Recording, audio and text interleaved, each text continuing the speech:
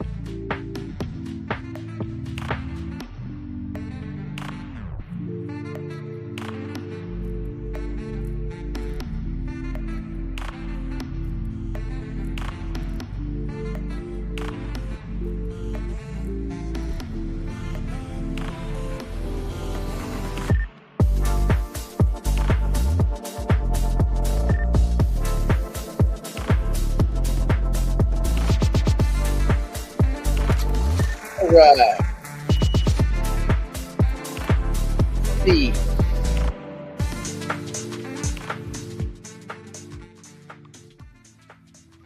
Okay, that's manageable. That's manageable music level. All right. I hope everyone had a fun New Year thing, whatever your thing was. If you guys went, whoever did like some kind of fantastic meal type thing, what was the best single thing you ate? And don't say like, oh, I had this dinner or that. No. The single bite of something that was the best single bite of 2024. What was it? We went to, for those of you that, for the private clients that came to last March, we had a DPC meet up here in LA, and we all went to. As a matter of fact, we remember Tufi met us at Boulevard Steak, so we all had dinner there. That was fun. So we did that again for New Year's. They did like a New Year thing, so we went there, and out of character, I had the 12-ounce bone-in filet, but then I had them cut it. So it was all like hanging, it was hanging off the bone, but it was all like sliced, real thin sliced. And I think that was probably the best kind of meat. That's probably one of the top meats I've had. Boy, that was good. Anyway, just thinking back, that was like one of the top ones. Okay, let's see. Howard, what up? Yeah, happy 25. Did you guys see that Kramer's like, I feel really positive about this year. He had some tweet where he's like, 2025 is going to be amazing.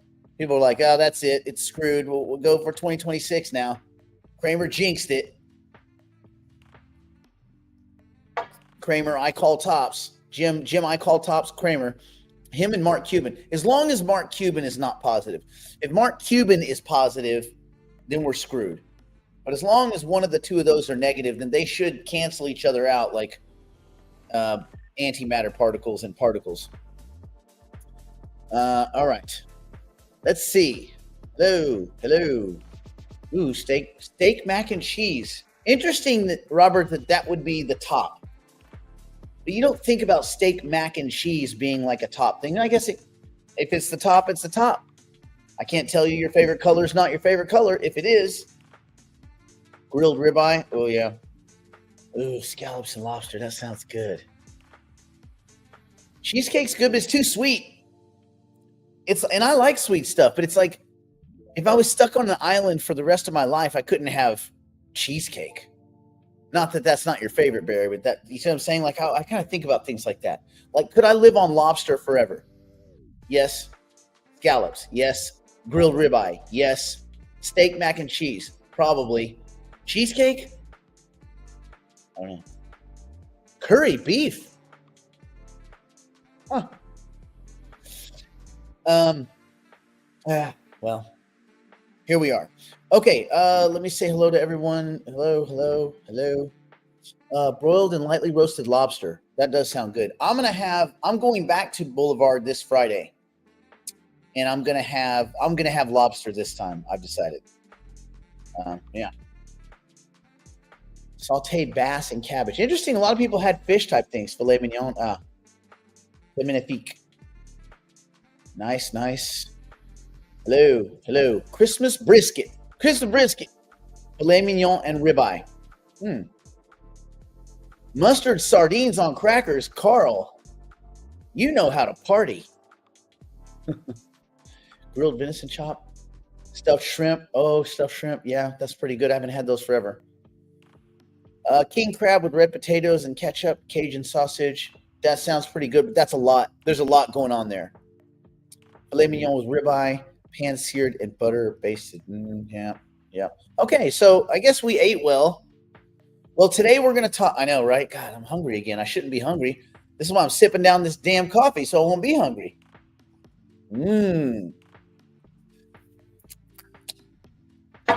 So, yeah. Okay, here's what we know. For those of you that don't know, we got an update on Libra. Libra. Did I do a banner on that the other day? Maybe I did, maybe I didn't. The banner would be the Lib token, TGE, scheduled.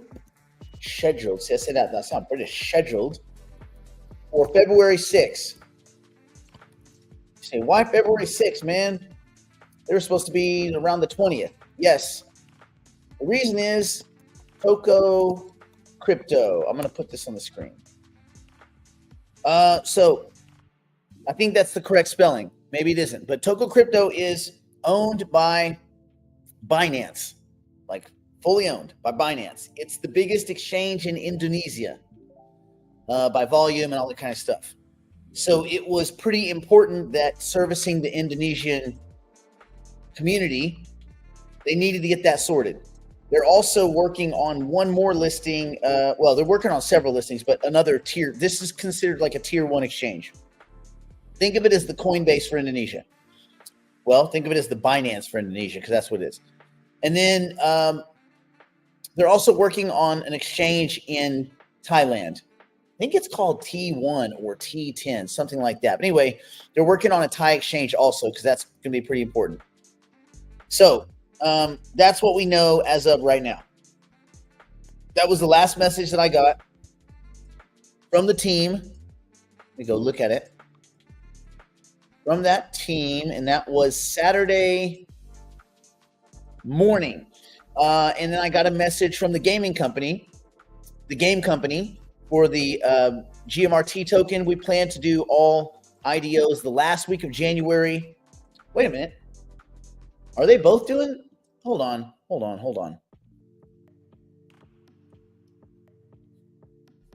Maybe it's GMRT. I got to go back. Let me find out for sure. Let me find out for sure what the date is, because they're both saying February 6th, and I know that can't be right. So for now, be looking at the first week of February. Let's see. Our launch gives us a bigger player to make the situation for Indonesia work better. Discussing next couple of days, share more detail. Okay. So the tentative, I guess we're looking at first week. Oh. The Thailand exchange for Libra is called N1.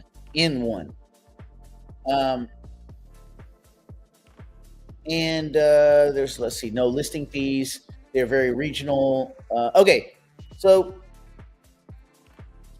So with Libra, it's still a little bit open-ended. They're just basically waiting for the guarantee and the listing on Toko Crypto.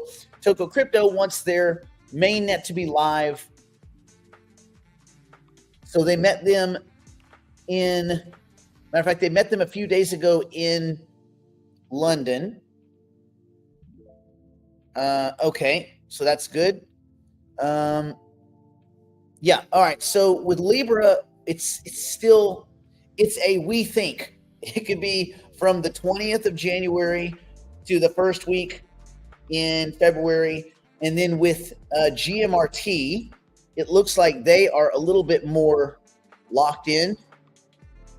Let's see, GMRT, which, by the way, stands for gamer tag, but gamer token. And that's not, let me see something. They are not trying to get the same exchange, are they? Certainly not. Let me grab this. No, so what they're going to do, so the basic story is with GMRT, all of the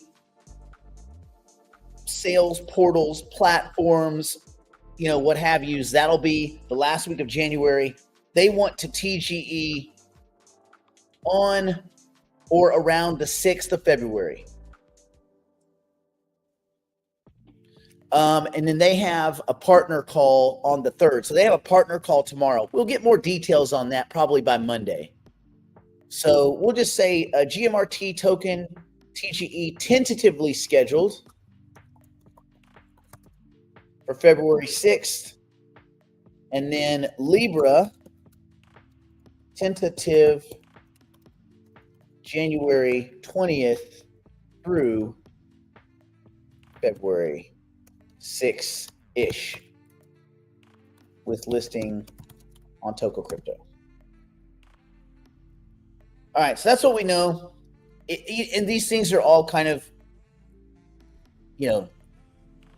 do they try to time market enthusiasm? Yes. Do we think that there's going to be enthusiasm around the 20th of January? Yes. There should be a fair amount of enthusiasm around that, I think. That's what we know. That's what's going on there. Yeah. All right. We'll talk about Bitcoin today. We will answer questions if you guys have questions. Let me go through some of these foods again. I might have to just eat something good again tonight. See, I just eat shakes all day. Then by nighttime, deer bologna, bologna. I bet it tastes salty because they're at that salt lick all day. I love salt. If you know what? I thought about putting a salt lick up in the house just so I could go by every now and then, give a little lick, give a little taste. And then my friends will be like, there's hunters that they're aiming at you. I'm like, I don't care. You know how good salt is? It's so good. Anyway. Hello. Miso smoked halibut. Interesting. Hello. Kobe beef. Yeah. You were a cook before. You're a business owner, making a lot of money boxing. So now cook seafood to perfection. Yeah, but you're too punch drunk to remember the ingredients, Howard. Nice try. Rack of lamb. Man, everything. We put a dent in the animal society, didn't we?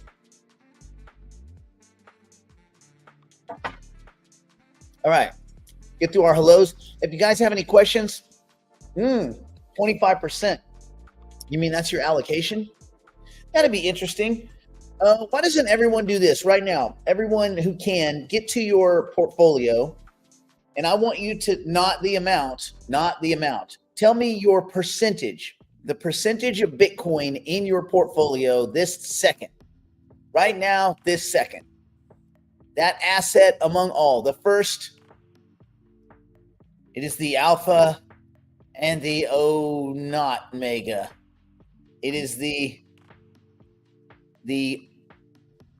quintessential first foray into real distributed blockchain-based, ledger-based systems.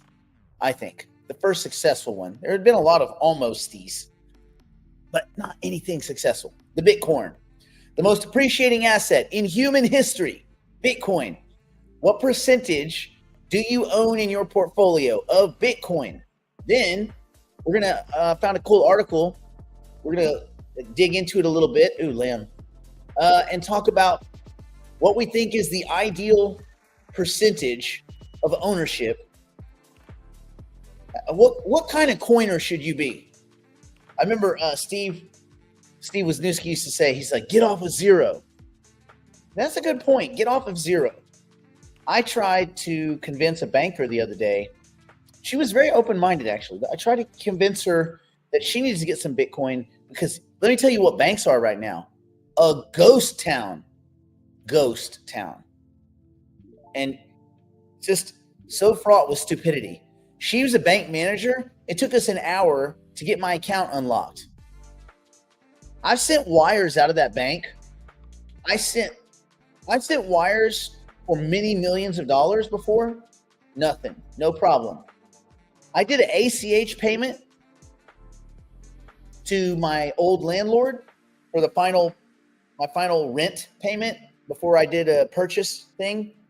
And because I split a payment into two parts on ACH, they froze my account. Oh, this is suspicious.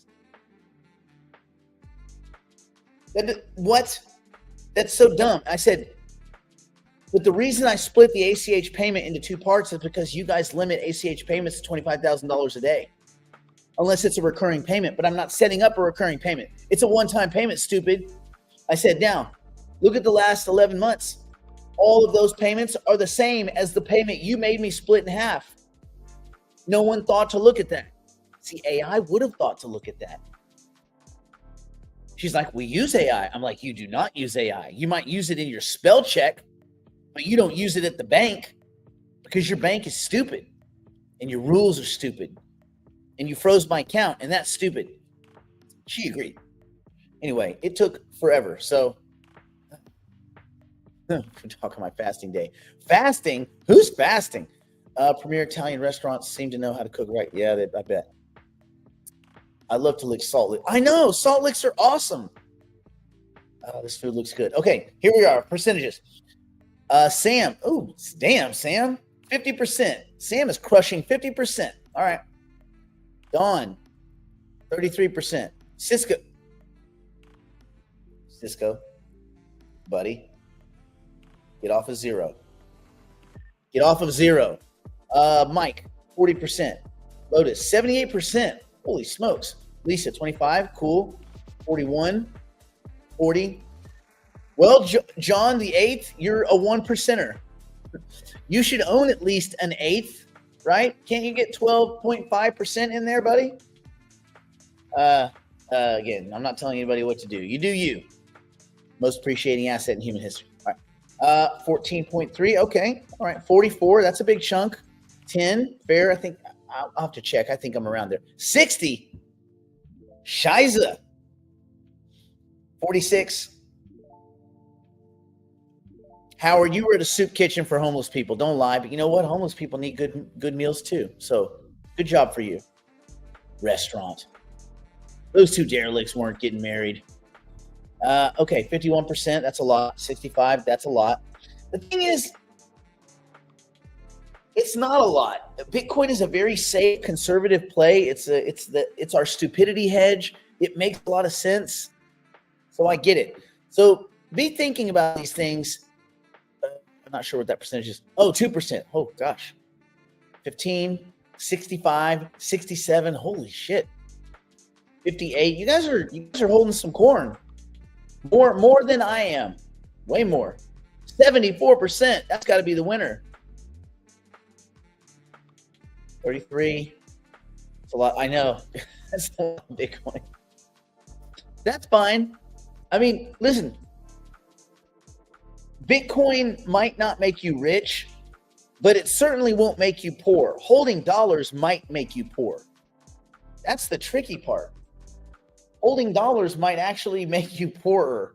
A friend of mine has a son. He has a trust that's got, let's say it's got, I don't know, some good money in it. Good money. Now, I reminded my friend, when does your son get the money? And they said, well, in 25 years when they turn 30. Okay. You're just going to leave cash in an account? Yes. Okay. That's going to be worth a lot less, anywhere from half to 1/3 of the buying power. Remember, even at stated 2% inflation, which we know is not true, just because of debasement effects, just because of the printing of currencies and the way that currency supply expands, right? Just because of that, we know that the number is probably closer to 6 or 7%. But at 2%, every 20 years, your buying power gets cut in half. So 25 years, you're going to get a half and then a quarter of the next half. So that is no bueno, my friend. And that's if and things are sliding worse. Things are sliding out of control on the fiscal side as far as the U.S. government.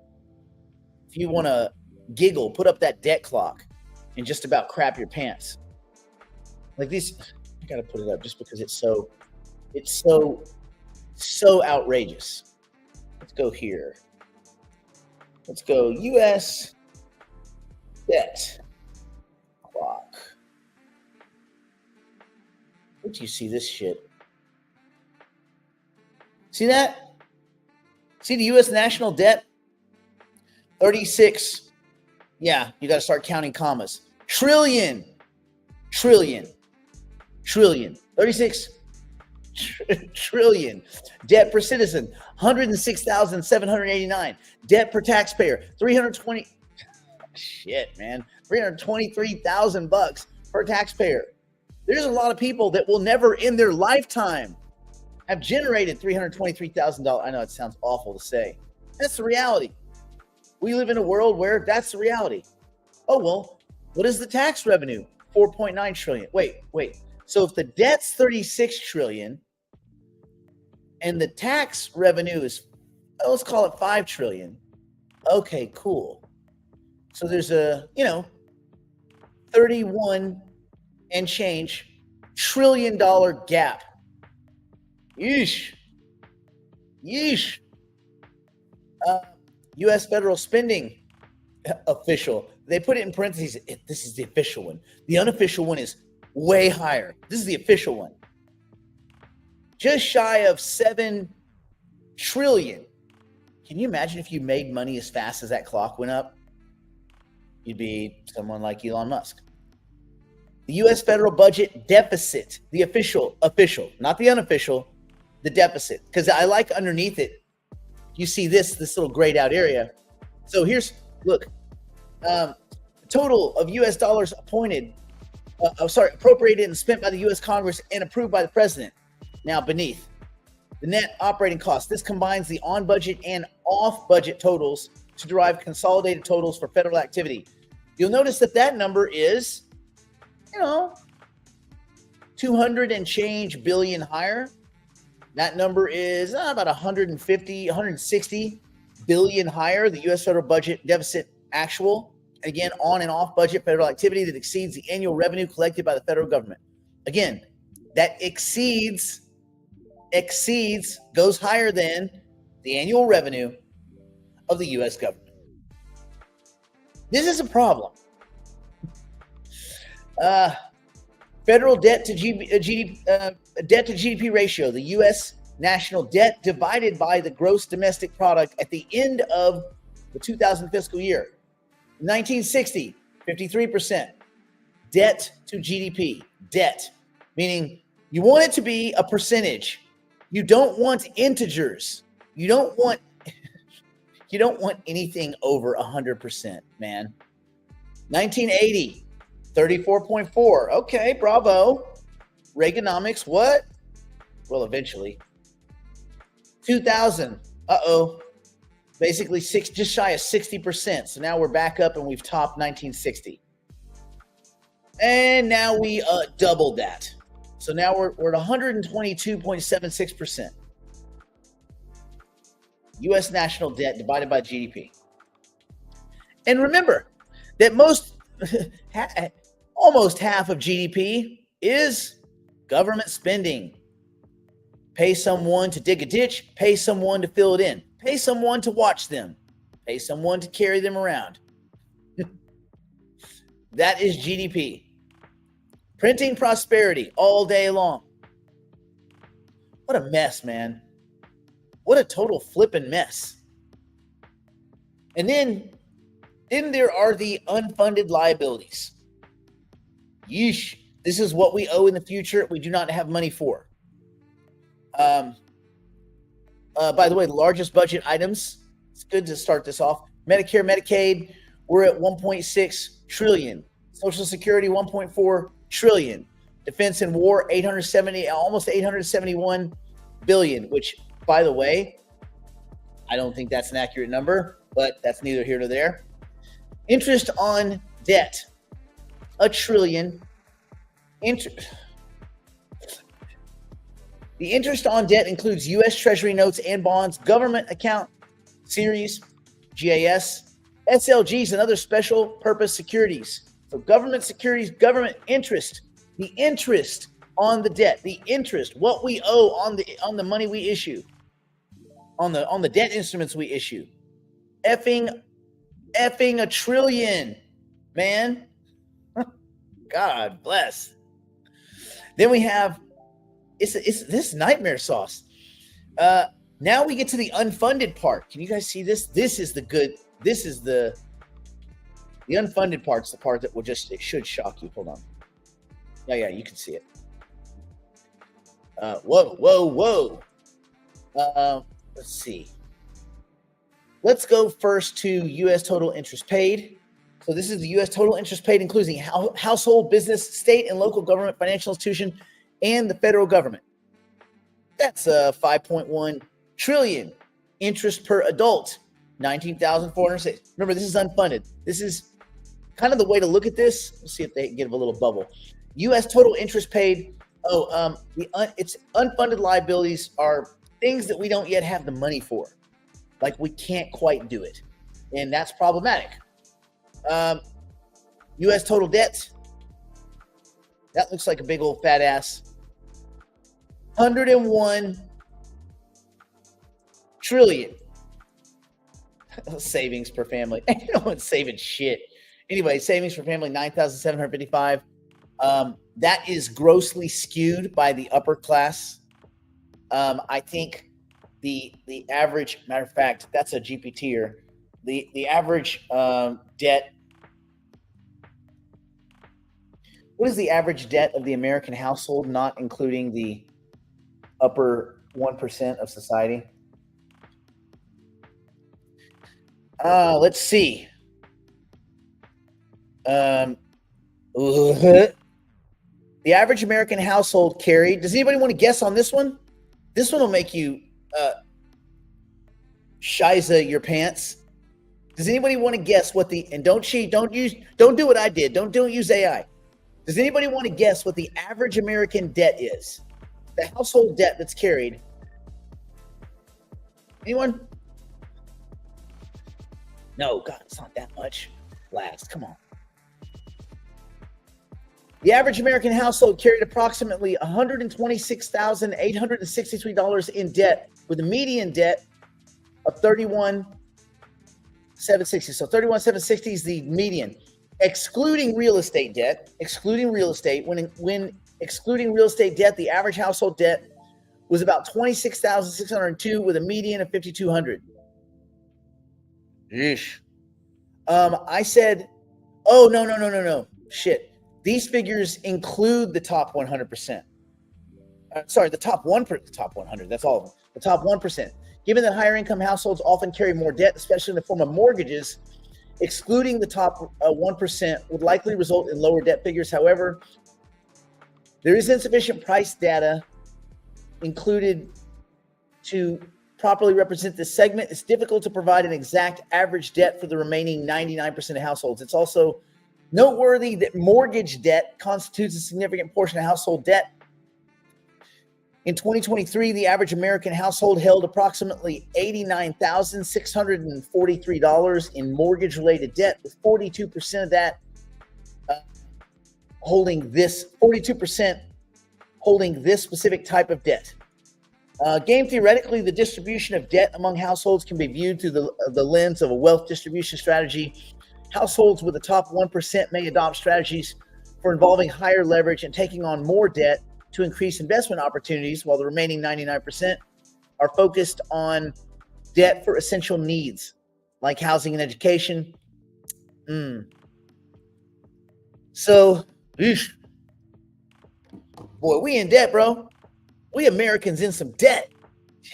You can't handle the truth. You remember that one, Barry? I have that clip on the other one. Anyway.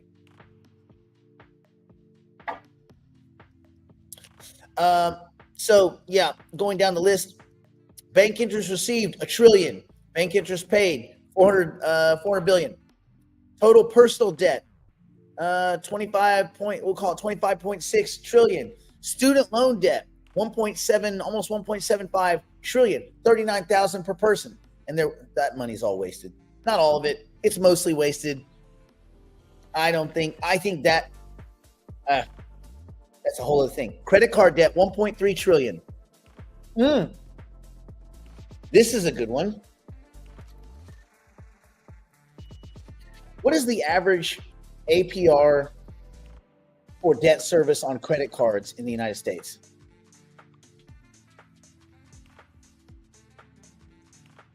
It's bad. It's predatory as shit.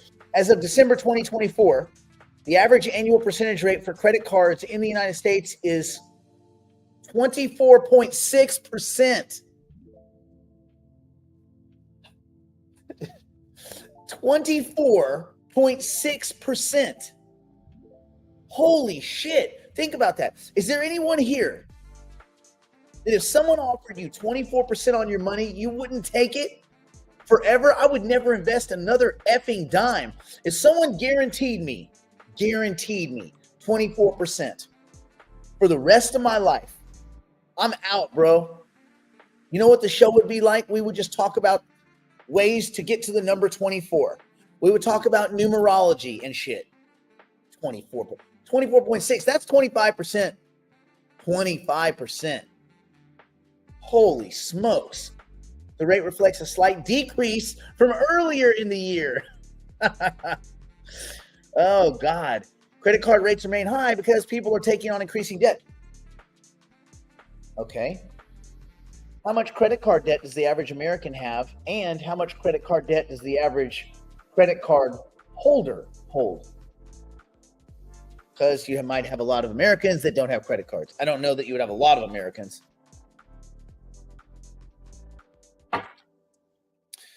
As of the third quarter of 2024, the average credit card balance per American was $6,380, reflecting a 5% increase from 2023. When considering households, the average credit card debt per household was $8,871. Let's call it $8,900. During the same period, this figure is higher than the per person average because multi-person households are likely to have more than one credit card. Yeah. It's important to note these averages can vary based on factors like age, income, and geographical location. For instance, Generation X, Gen X, age 42 to 57. Does that mean I'm a Gen X? I'm a Gen X. I'm a Gen X, bro. They had we're bad. Had the highest average credit card debt at $8,134 in the third quarter.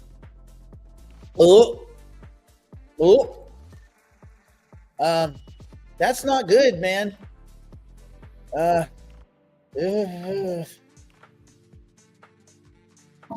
Buddy, we are in debt. Excluding the wealthy, what is the average American household savings amount? Let's see what the average American household's got in savings. Okay, they say that it's hard to omit the top 1%. So the median household net worth In 2023, the median household net worth in the United States was approximately $192,000. The average household net worth during the same period, the average, was $1,059,000. These figures encompass all households, including the top 1%, given that the top 1% holds a significantly higher portion of the total wealth, approximately 26%. The top 1% holds 26%. Boy, we got to be 1%ers, fellas. We have to be 1%ers, man. Let's see. This gap would likely result in an average net worth for the remaining 99% of households at a much lower level. I wonder if I can ask it a different way. What is the average amount of savings that a middle-class household in America has? Middle class, right? They're making it. 2.6 kids, a car or two. Emergency savings. A 2024 report indicated that middle-class Americans had a median emergency savings of $8,000. Notably, 1 in 7 middle-class individuals reported having zero savings. Zero. So, if you know any middle-class types, 1 in 7 of your friends has nothing. Nothing. Retirement savings. The median retirement savings for middle-class individuals was $66,000. That's all they have. Think about that. $66,000 is all they have. What the shit? You can't retire off $66,000. You're gonna dwindle that. What in a year or two? I don't know how frugal you can live. Does that even pay for like whatever pills that retired people need? Once people retire, they get on all these pills. I think that's like, here's your retirement cake and a bag of pills, unpronounceable pills. Enjoy them. Thanks. Right after I take my dentures out. This figure underscores the challenges that many face in preparing for retirement, especially considering rising living costs and uncertainties. Transaction account balances. In 2022, the median balance across all American households transaction amounts, including savings and checking, was $8,000 with an average balance of $41,000. These figures suggest that a significant portion of households have limited savings, but are liquid that they could deploy for immediate needs. Okay, well, that's something, right? At least they're liquid. At least the ain't got shit that they got ain't locked up. At least it's liquid. That's depressing, man. Ugh. And Investopedia says that the ideal amount of money you should have, the emergency amount of money, is $33,000. Think about that. Liquid, meaning you can get to $33,000 in cash as an emergency fund in the next 18 minutes if you need it. Think about that.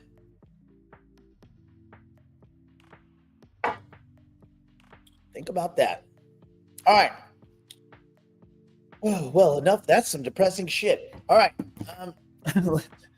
Let's move on down the road. So let me get a cleaner screen. No, not that douchebag. No, not that damn mess. This is a little bit better. Let's talk about what an ideal Bitcoin allocation might look like. Okay. They have, and here, let me change up some music. Go to something kind of fun. Have we tried Sunset Beach? Let me see. It's too glib, isn't it? It's a little glib. Although it's kind of like info-y. Let's see. Too glib. Can't do it. We'll do this one. Okay. 3 questions to reveal your ideal Bitcoin allocation. You guys ready? So here we go. How multi-asset investors can assess Bitcoin's compatibility with their portfolio, identify the optimal allocation that aligns with their specific objectives. Okay. This is kind of a way where you could frame an argument around how much Bitcoin should I own. All right, let me narrow this a little bit so I can see if there's any questions that arise. Okay.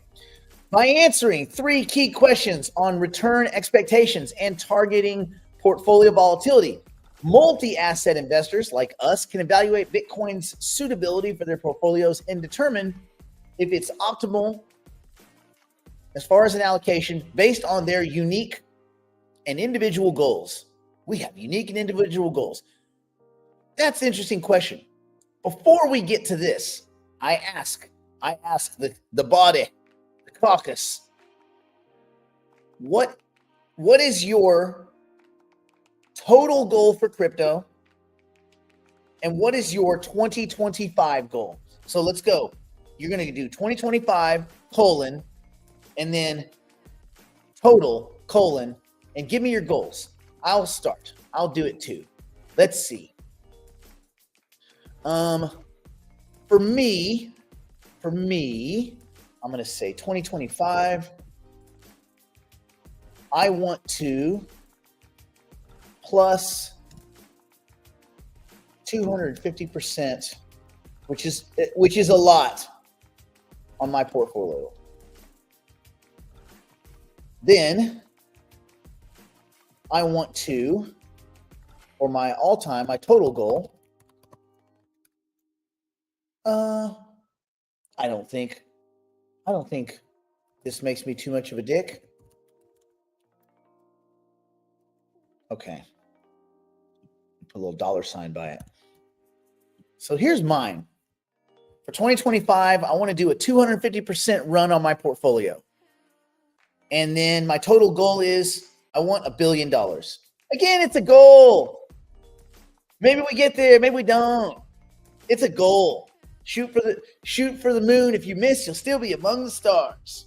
Unless you hit an asteroid or a meteorite or a comet, and then you'll be toast. You're pancaked. You're dead. Go behind Howie's wall. I don't think it's going to zero. I think, well, in a sense, Barry, you could be right, but in a different way than I think you're thinking. I think that all currencies will evolve into some kind of central, some kind of disintermediated, centralized, quasi-centralized currency that most people use. Like in the way that most people use the dollar, and that outside the United States, most people still trade a kind of a euro dollar asset. So yes, there's individual currencies for each country and all this, but I think there will be just a GUI kind of stable coin that the world will slowly kind of accept. I think that would solve a lot of problems. It would also punish a lot of underperformers. It would make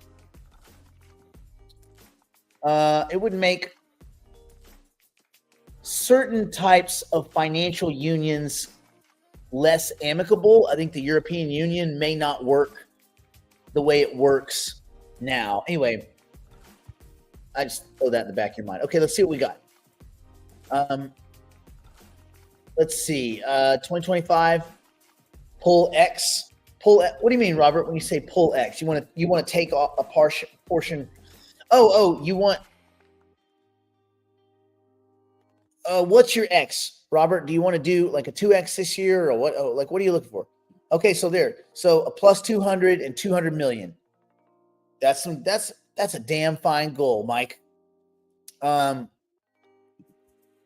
plus 300K into my crypto fund off of disability check. Oh, I mean, yeah, you wouldn't. Yeah, I don't know. There's a lot there. 200% 2025 and 10 million. Nice. Goal plus. You just want to go, Arlen, your goal is just to be a plus, just to go up, hey, listen, there's nothing wrong with that, but you got to beat inflation. Jeff, 150%, 10 million, fair play. 25 3x, total 250x. You want to 250x your portfolio. Holy shiza. That's a lot more X. Well, if you got a 3x, then you would just need a paltry 82x after that, and you're there. My goal is 10x the portfolio with 2 million. Okay, that's very doable. That's doable. I think, again, I don't know where you're starting from and all that, but I think just about everybody here over the next 2 or 3 years should be able to scuttle away $1 million. Now, some of you will get in your own way. Some of you will panic. Some of you will do all kinds of things that people do. But you'll do less of those things than you would be doing if you were just out on your own, behaving with all the kind of psychological underpinnings and emotions and cognitive biases that we possess. So you're on the right track. All right, 2025, 300%, total 1 million. Nice. Stablecoin based on dollars. I think it'll be based on a basket of assets. I think it'll look more like the Dixie, the DXY. Let's see, 2025, 250, and then get to 10 million. I think that's a good goal. So I'm seeing this kind of pop up a lot, this 10 million number. Isn't it weird? 10 years ago, probably most of us would have said $3 million. If I had $3 million, I'd be happy. That'd be sustainable happiness. Isn't it weird that now we're at a place where 10 million is the new 3 million? Yeah. Well, we all have those goals. Let's see. Withdraw monthly cash. Yes. Okay. 2025, 200%, 50 million long term. That's a big one, Deborah, but I like it. I like where your head's at. Plus 150, total of 10. Good. 3x. So I'm seeing a lot of 250 to 3x's this year. I think this is a year it could happen. I think some people could get it in the first quarter. I know that sounds crazy, but it's not outside the realm of possibility. We have to see, especially if you count from November 5th until, say, the end of March of this year now, because we're 2025. I think a lot of people should be able to ring the register, at least on some parts of their portfolio. We'll see. Kind of depends on how diversified you are and kind of where your bets are. 2025, 300%, 1 million. Green, you got to take that up. You got to take it higher. 1 million ain't gonna cut it. Let's get you up to at least 3, buddy. 3.5x, fair play. 2.5, 10 million. 3, 1 million total. Oh, okay, for crypto only. Okay, fair play. 5x. I don't know. I mean, anything can happen. I don't know that, even though I'm a pretty positive person, I don't know that there's a 5x in my portfolio. Now, I'm not also counting tokens that haven't launched yet. I'm not counting what we could see from Libra, what we could see from Gamer Token, and what other opportunities pop up this year. I'm just saying, from what I have in my portfolio right now, looking at it, I want to get 250% this year locked in, which is tricky because some of those assets will move a lot more and some of them will move a lot less. I don't know that Bitcoin closes out at 250K this year. It could go well past that. I mean, you could have some crazy stuff happen in the economy, and you can have a $300,000 or $400,000 Bitcoin. It's like sometimes our minds are like, no, we can't kind of conceive of a thing that hasn't happened yet. But Bitcoin was in the 30Ks last year, and the year before that, it dipped down into the teens. And so it's like these things are all quite possible. A 3x or even a 5x. I know in 2017, I remember the beginning of 2017, I had Bitcoin, I found on Coinbase actually a record of a purchase for $692 for Bitcoin. I think I got 10. Let me think. I got 10 or 20. I have to go look, but I know it was $692, and that was in 2017. Remember, by the end of 2017, you had 19,000, almost 20,000. You had 19.9, 19.8. So crazy years can happen in the Bitcoin, but it takes a lot more currency units being thrown into the mix to do it. So let me reduce that now. So these three questions give us an idea of return on expectation and target our portfolio's volatility. Those of us, I think we all can agree that we are mostly multi-asset investors. When do I plan on investing my cash? Okay, I took, again, most of you know this, a chunk of that cash was just cash that I was going to throw on a house last year. I didn't. I pulled back from the deal and threw it in stablecoin. No, I threw it in Bitcoin.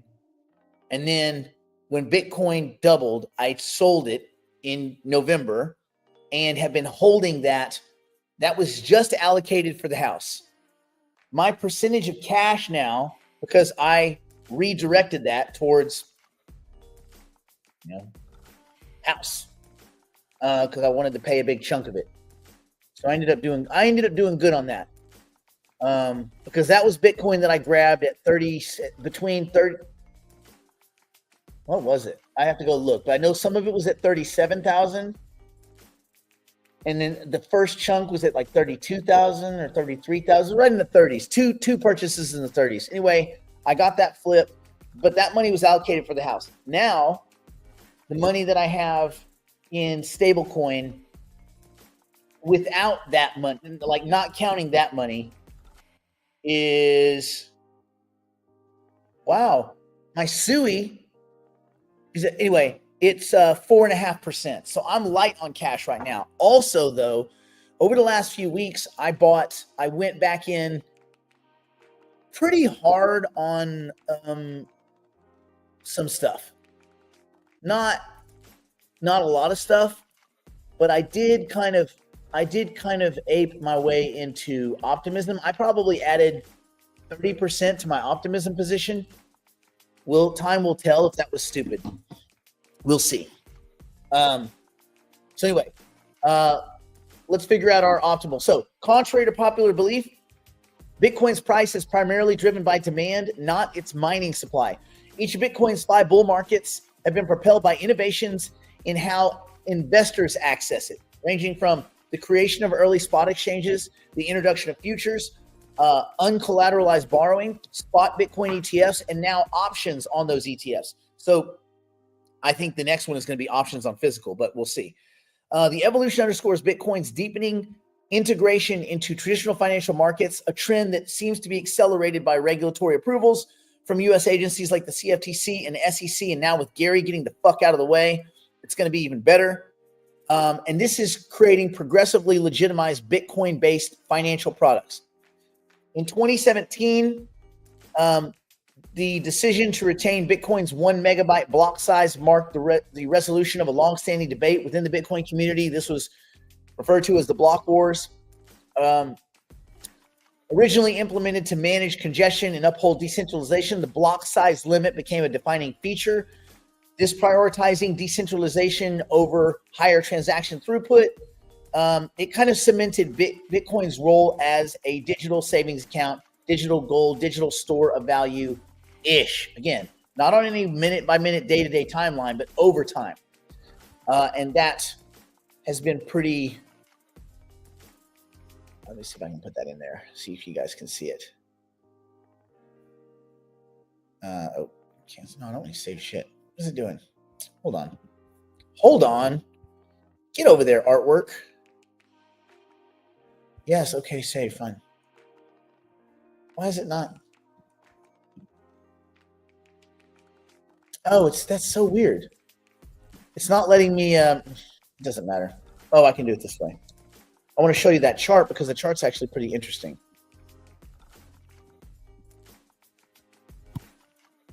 It's a cool chart, and it makes sense in context of what we're doing today. Bam! Okay, so let me get my little banner out of the way. Okay, so continuing.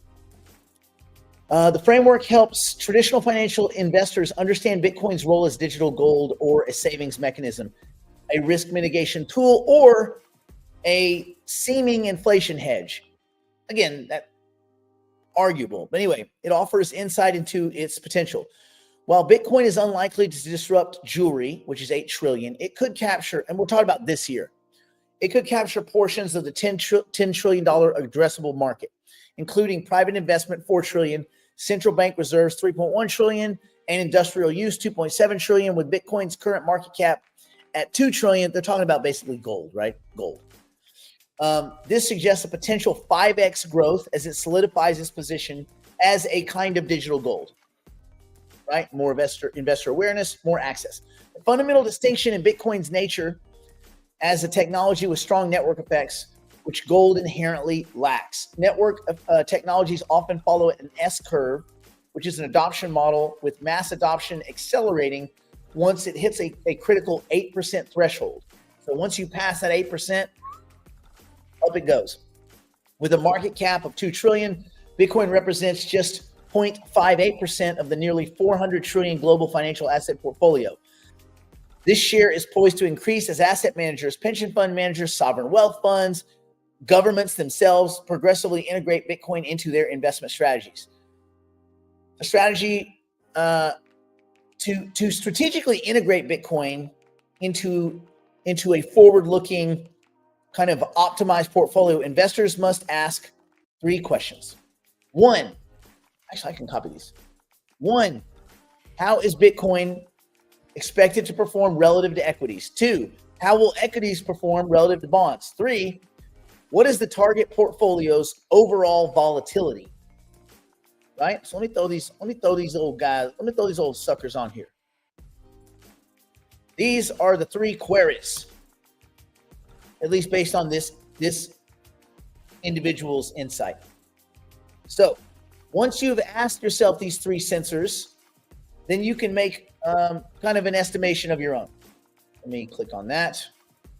All right.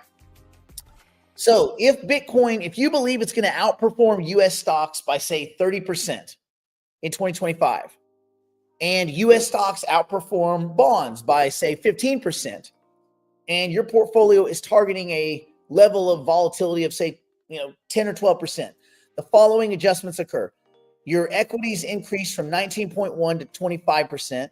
Your real estate drops from 16 to 0%. Fixed income rises from 44% to 57, almost 58%. And alternatives, which would be private equity, hedge funds, gold, and Bitcoin, decrease from 19 to 17.5%. Notably, Bitcoin's allocation jumps significantly from 0.58% based on its current market share of the $400 trillion financial asset pool to about 5.7%. Again, these are a lot of numbers, and right now you're like, I don't care about all these numbers. This is the way that traditional finance is looking at how should they or could they fit Bitcoin into their portfolios. These are the questions they're asking. I don't look at the stock. I'm not comparing this to that. It's not this or that for me, because I don't give a shit about equities other than they're a litmus of the equity market. They don't tell you what's going on in the economy. There's zero information about the economy in the equities market until they crash.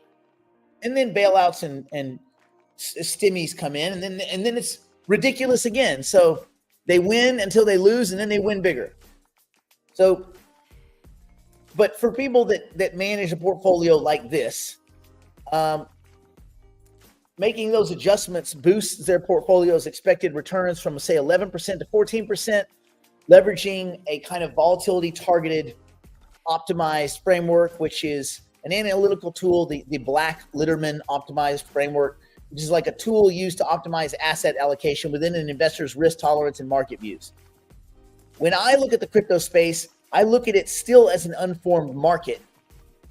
And because of that, I don't think we've gotten out of the early phase of the crypto space yet. We still have there's a lot of bullshit floating around, meme coins, all this kind of crap. And I know that in all of that, some good technology will accidentally evolve from all of that crap. But the meme coin thing it's a pretty dumb, low IQ part of the market, and it makes us look really stupid. No stupider than we looked with the Giga Chad nonsense of the NFT craze. Equally stupid. But at least people weren't lighting themselves on fire as much. So I kind of look at it like this. I reduce my thinking to this. How do I think Bitcoin will perform relative to equities? Well, I think Bitcoin will at least double this year. I do not think equities will double. I think the macro is not great. It's fine for us. I don't know if it's fine for them. On the other side of it, Trump, some deregulation, some pro-entrepreneurs, some pro-corporation. This could be a good year for equities too. But I don't think it's going to be a 200 across the board. So I would say Bitcoin outperforms by a multiple equities. How will equities perform relative to bonds? Fed's in a cutting cycle. But that doesn't really matter because things happen before the Fed gets to them. And then nothing the Fed does matters either. So, I think equities outperform bonds. What is the target portfolio's overall volatility? Well, we live in the crypto space where the volatility is $1 trillion. I don't bother myself with thinking about volatility. I just say, can I buy infrastructure? Can I get it cheaper in the crypto space than I could probably get it anywhere else? Do I have access? And is it liquid? That's why I'm just not a fan of equities in general. But again, some balance to each their own. I still own some Apple shares somewhere. I get a dividend check every quarter. I don't even know where it is. I don't know if I'll ever know where it is. It's split a few times, I guess. So I guess I'm an equity holder. But probably if I could get to it, I would just swap it into stablecoin and grab my 4.6% over at Coinbase. We'll see. Anyway, but it is nice to go through the thought experiment part of going through this stuff, right? So there's value in it. So, think about such things. Think about where you want to be this year, where you want to be in the next 3 to 5 years with your total portfolio before all the robots are here and none of us work or do anything. And also maybe consider if your goals make sense in context of just getting you some happiness. Money buys freedom. Money buys you time. So, the old kind of adage, like poor people use money to buy their daily living stuff. Food, shelter, living expenses, travel, like basic stuff. And I don't mean travel. I mean travel to work. You use money to buy the stuff to live. Okay? That's unfortunately most of the world. Rich people use money to buy things that create more money. Money equals more money. Money is an employee of yours that's job is to go out and make more money. Money is used to make money, not pay bills. It's used to make money. Wealthy people use all of the money that they have coming from the money that they have to buy back their time and their freedom and to never wear a tie ever again. Ever. I will never wear a tie. I can say that. It's like, what about to a wedding? Well, it's fine as long as they don't make you wear a tie. What about if you were to go to give a speech? I don't wear a tie. I ain't wearing no tie. It ain't about that. I have enough money that I don't have to wear a tie. I'm not wealthy, but I have enough money that I don't ever have to wear a tie again. Yay. So maybe that's a goal. What's my goal? To never wear a tie or a name tag ever again. Anyway, think about these things as we start this new year. We'll see you tomorrow. Stay in school. Don't do drugs. Don't do anything that my poor, insolvent, drunk, strung out on meth, grifter ass grandmother wouldn't do. Brandon's back in the cold weather. It's going to be about 78 degrees here in the valley. And we'll see you tomorrow.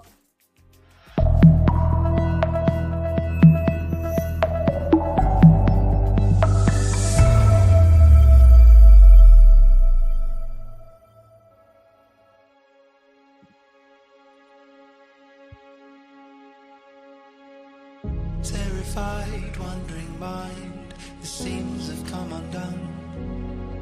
You've been telling lies to these eyes as if they'd never seen the sun. Now you've let your guard down and your heart is exposed. Now you've let your guard down, but how could you have known that I'm the big fish round here? You're a small fish. I could make you disappear. You should know this. I'm the big fish round here. You're a small fish.